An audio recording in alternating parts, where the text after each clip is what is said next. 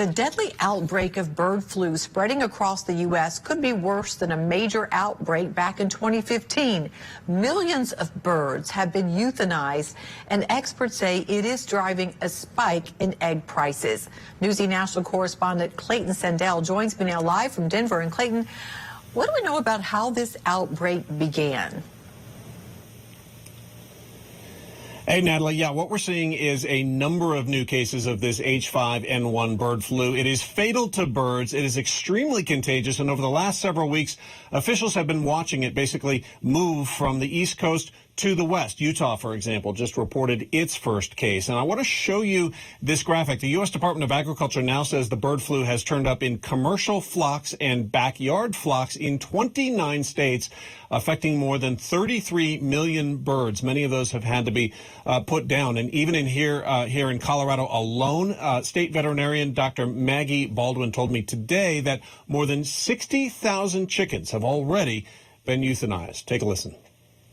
Well, unfortunately, it's a highly contagious and highly fatal virus. And what we're seeing is truly 90 to 100% mortality in these barns. And so once that's introduced, that whole flock is essentially exposed. And if we don't go in and humanely euthanize the birds, they suffer from the disease.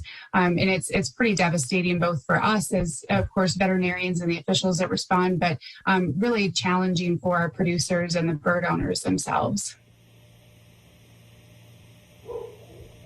Now, experts tell us this virus is spreading mostly through wild birds who naturally avoid those quarantines. The biggest carriers, I'm told, are waterfowl, birds like ducks and geese. And farmers are now trying to essentially quarantine their farms. They're locking them down, keeping wild birds away, washing everything down with a bleach solution, and not letting their own flocks outside, all in the name of what they call biosecurity. Natalie? Sounds important. And I want to ask you, though, is there any connection to people? Is this virus potentially harmful to people?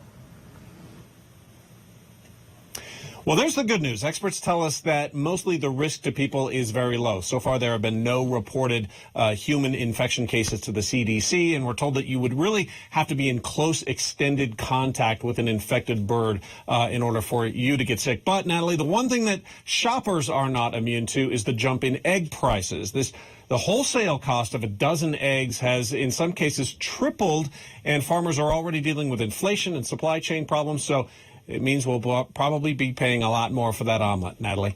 Like we needed any more higher prices. Well, we'll deal with it. Clayton Sandell in Denver for us tonight.